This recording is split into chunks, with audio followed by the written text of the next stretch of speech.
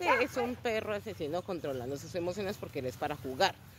Pero el perro, este niño es peleón, mire, mire, mire, sí, él es peleón.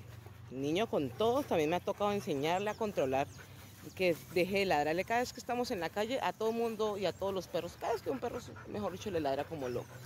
Y por lógica, Becky no era la excepción. Y Becky es muy controlado.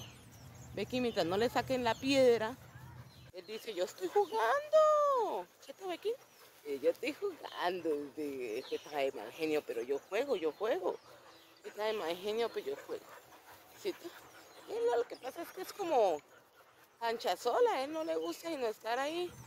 Mire, ¿sí ve? Eso es lo que le gusta a él, ancha sola.